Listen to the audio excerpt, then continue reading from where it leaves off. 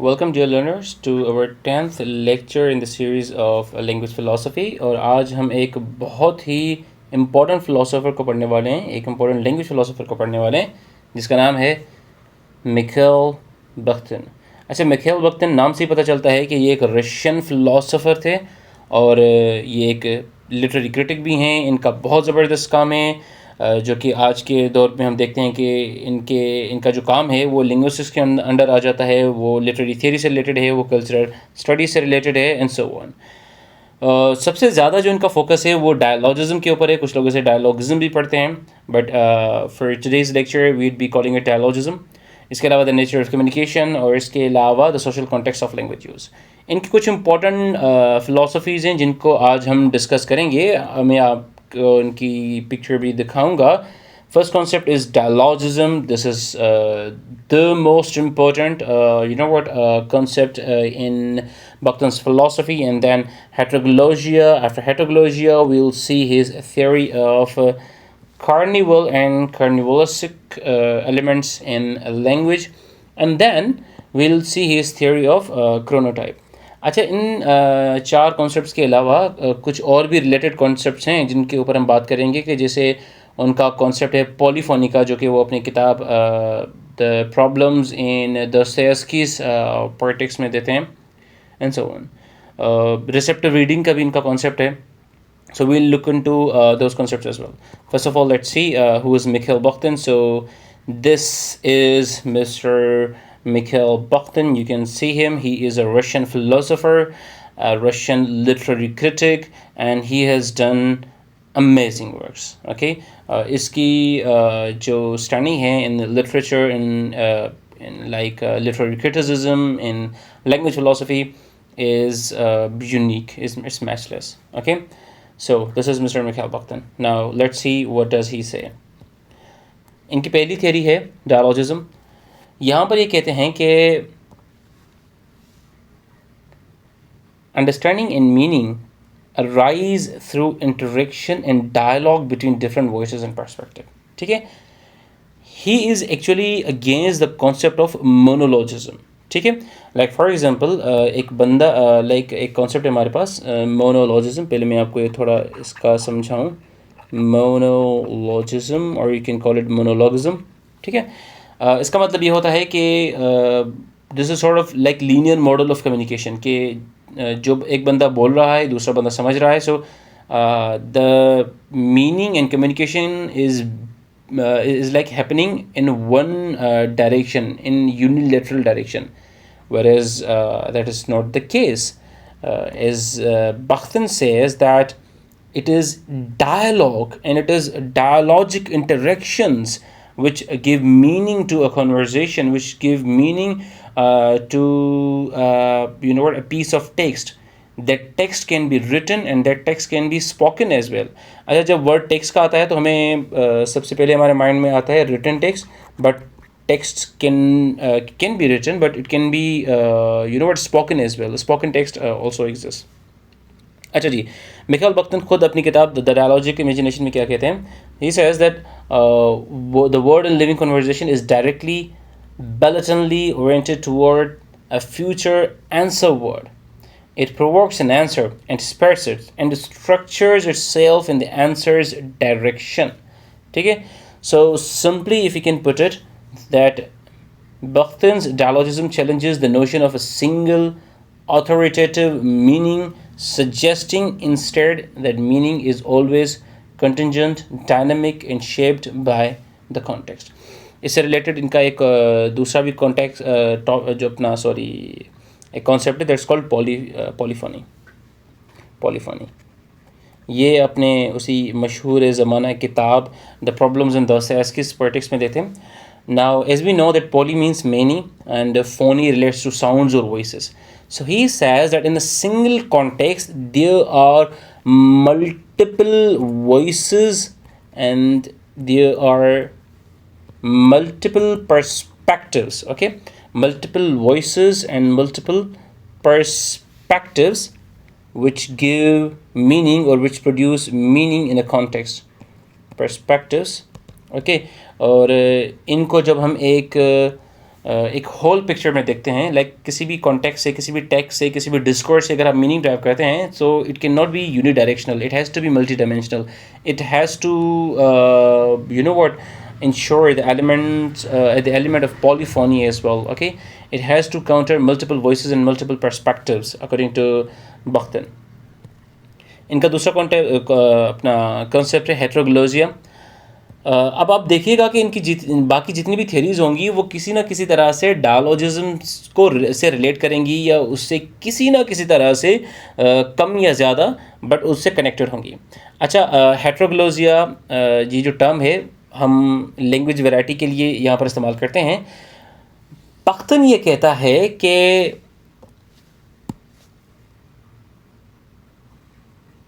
Again he uses this concept to describe multiplicity of voices, styles and languages that exist within any given culture or text. Heteroglossia emphasizes the diversity of language and coexistence of different social dialects and registers. अच्छा देखिए, मेरी बात सुने. जब भी किसी language के हम दो रजिस्टर्स या फिर दो वेराइटीज़ एट अ टाइम इस्तेमाल करते हैं, इस कंडीशन को हम बोलते हैं डायग्लोसिया. ठीक है, लाइक कोई भी ऐसी लैंग्वेज है जिसकी हम दो फॉर्म्स इस्तेमाल कर रहे हैं, दैट्स कॉल्ड डायग्लोसिया. लेकिन इससे ही एक रिलेटेड कॉन्सेप्ट है, दैट्स कॉल्ड हेट्रोग्लोसिया. हेट्रोग्लोसिया, ठीक है. अच्छा, इसका सिंपल मकसद ये है कि फॉर एग्जांपल हम एक कोई भी कॉन्टेक्स्ट लेते हैं जहाँ पर एक लैंग्वेज बोली जा रही है. ठीक है, लेट्स से हमारा कॉन्टेक्स्ट है ऐसा जहाँ पर पूरी की पूरी स्पीच कम्युनिटी जो है वो उर्दू में बात कर रही है. ठीक है, लैंग्वेज सिर्फ उर्दू है, लेकिन क्या उसी एक स्पीच कम्युनिटी या उसी एक रीजन में सेम तरह की उर्दू बोली जा रही है? The answer is no. Why? Because of the difference of sociolects, dialects, ठीक है जी, and then idiolects, then registers. You see, एक ही लैंग्वेज की कितनी ज़्यादा वेराइटीज़ हमारे पास आ गई हैं. ठीक है, इडियोलेक्ट हम कहते हैं individual specific you know what language. Dialect is based on region, sociolect based on like society and stuff. Register is based on situation and the occupation specific or profession specific jargon or a language. ठीक है, तो आप देखिए ना यहाँ से कि जो आपका लिंग्विस्टिक रेपर्टरी भी है किसी एक बंदे का भी, वो भी हेट्रोग्लोसिक एलिमेंट्स को रिफ्लेक्ट कर रहा है. ठीक है, इट इज़ नॉट लाइक कि आप एक ही तरह से लैंग्वेज बोल रहे हैं in every sort of situation. No, not at all. ठीक है, लेट्स सी बख्तन खुद क्या कहते हैं. ठीक है, so at any given moment of its historical existence language is heteroglot from top to bottom. अब देखें क्या कह रहे हैं. वो कहते हैं कि किसी भी आप हिस्टोरिकल एग्जिस्टेंस में देख लें, कहीं पर भी आप देख लें, लैंग्वेज हमेशा हेट्रोग्लॉट होती है, टॉप टू बॉटम हर जगह पर. ठीक है, then he goes again. It represents the coexistence of socio ideological contradictions between the present and the past, between differing epochs of the past, between different socio ideological groups in the present, between tendencies, schools, circles and so forth. ठीक है, वही बात की जा रही है कि अलग अलग आपको जो है ना वैराइटीज़ मिलेंगी. वो फिर अपना टाइम के हिसाब से हो, वो प्लेस के हिसाब से डिफ़र करती हो, वो ऑक्यूपेशन के हिसाब से डिफ़र करती हो, वो इंडिविजुअल डिफरेंसेस के हिसाब से डिफ़र करती हो, और whatsoever can be the case. But the fact is कि you have heteroglot language from top to bottom. अच्छा जी, then one of his very interesting concept is that of carnival and carnivalesque. अच्छा देखिए, सबसे पहली चीज़ कि carnival क्या है. ठीक है, कार्निवल आपको पता है जिसे हम कहते हैं मेला. ठीक है, कार्निवल. बख्तन देखिए ना, अब क्योंकि बख्तन तो एक फ़िलोसोफर है, तो वो कार्निवल को किस तरह से देखता है. वो कहता है कि जब भी आप कार्निवल में एंटर होते हैं तो यहाँ पर सोशल नॉर्म्स चेंज हो जाते हैं, सोशल हायरार्कीज़ चेंज हो जाती हैं. लाइक फॉर एग्जांपल, आप जो हैं एक जो बंदा है वो लोअर क्लास से ताल्लुक़ रखता है.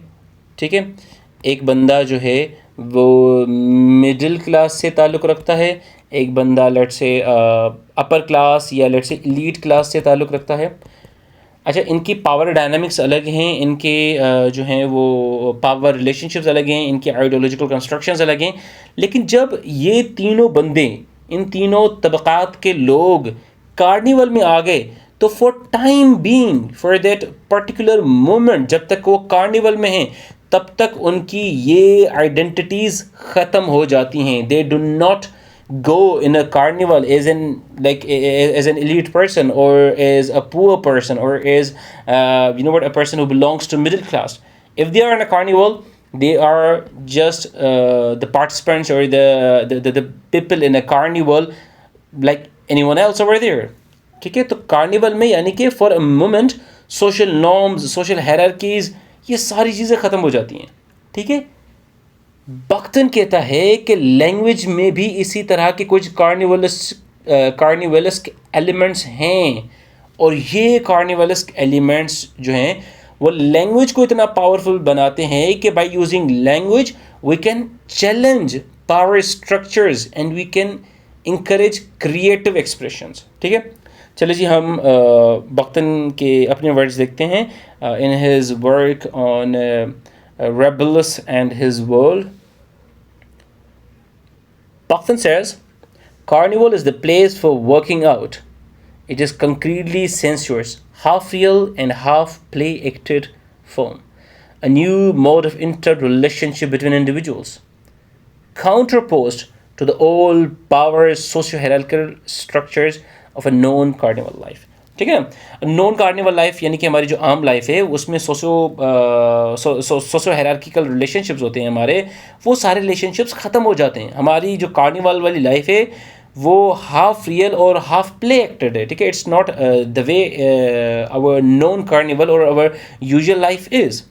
सो in literature the carnivals operates through humor, parody, and the blending of high and low cultural forms, allowing the expression of alternative voices and perspective.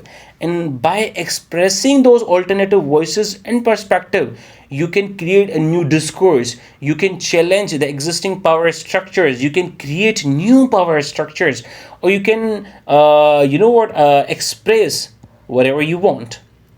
अच्छा जी, इसके बाद इसका ये कॉन्सेप्ट है क्रोनोटाइप का। This is again one of the most important concepts of Bakhtin. So Buxton developed the notion of chronotype to analyze how time and space are represented in language and literature.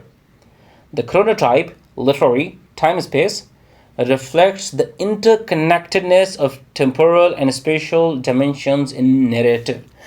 ठीक है, कोई भी narrative है, कोई भी story है, तो उसमें टाइम और प्लेस जो है they are very much important. यानी कि टेम्पोरल और स्पेशल रिलेशनशिप्स ये जो है ना इनका कोरिलेशन बहुत ज़्यादा ज़रूरी है, और इसी कोरिलेशन को मिखाइल बख्तन जो है वो क्रोनोटाइप कहते हैं। So in his words, the chronotope in literature has an intrinsic generic significance. It can even be said that it is precisely the chronotype that defines genre and generic distinctions.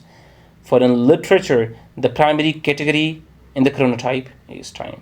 ठीक है, यानी कि आपके literary work का genre क्या है, उसकी generic distinctions क्या हैं, ये सब की सब अकॉर्डिंग टू मिखाइल बख्तन डिफाइन होती हैं आपके क्रोनोटाइप से. What is the time space relationship that your narrative is representing? So the chronotype helps us to reveal underlying structures and ideological forces at play within a narrative. एक कहानी में किस तरह से आइडियोलॉजिकल स्ट्रक्चर्स जो है वो अनवील कर रही हैं, किस तरह से जो है वो power dimensions and power relations and social hierarchies are playing. They can all be represented. They can all be represented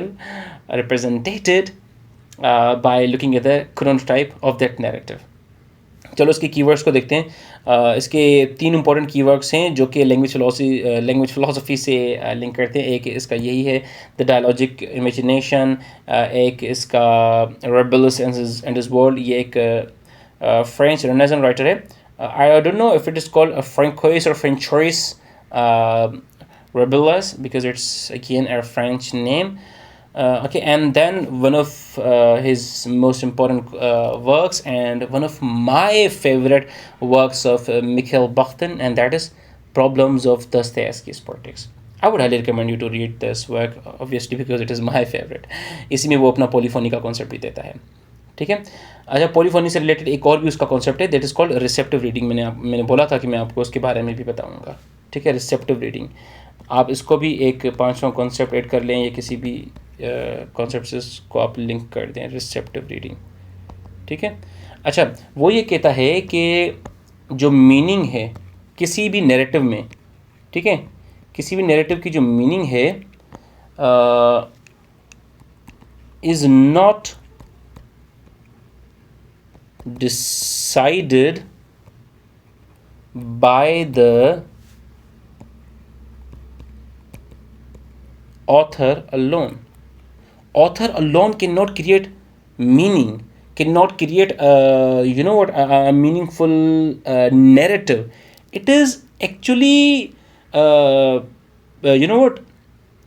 it is actually dependent on readers, that how readers are driving meaning from that narrative, according to Bakhtin. And that concept of Bakhtin is called receptive reading, that it is not author who is autonomous creator and who is all powerful to tell you that what he actually means to say in his narrative, but rather it is the reader.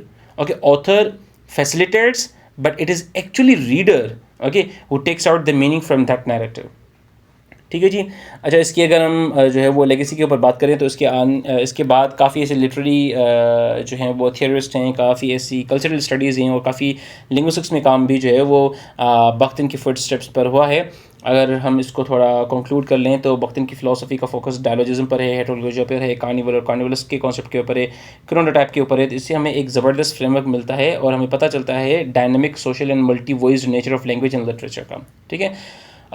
इसके जो works हैं वो static और मोनोलॉजिक views of language को challenge करते हैं और ये हाईलाइट करते हैं इंटरेक्शन, डाइवर्सिटी एंड कॉन्टेक्स्ट का मीनिंग में, ठीक है। यही 3 सोर्सेज हैं जो कि मैं आपको पढ़ने के लिए रेफ़र करूँगा, the dialogic imagination, Rabelais and his world and the problems of Dostoevsky's politics, ठीक है। अगर कोई भी चीज़ समझ में नहीं आई है, you can ask me in the comment section below. अगर वीडियो अच्छी लगी है तो थंब पर क्लिक कर ही दें यार, इससे यूट्यूब एल्गोरिथम को हेल्प मिलती है हमारी वीडियो दूसरों तक पहुँचाने में। दूसरी हमारी वीडियोस भी देखते रहें लैंग्वेज फ़िलासफ़ी के ऊपर। ये हमारी 10वीं वीडियो है। इससे पहले हम 9 अलग वीडियोस बना चुके हैं जिसमें हमने कई सारे फ़िलासफ़र्स को डिस्कस किया है, ठीक है। अगर चैनल पर नए हैं तो चैनल को सब्सक्राइब कर दें और बेल आइकन को हिट कर दें। मिलते हैं आपसे अगली वीडियो में किसी दूसरे लैंग्वेज फ़िलासफ़र के साथ। तब तक देखते रहिए your language tutor. Thanks for watching.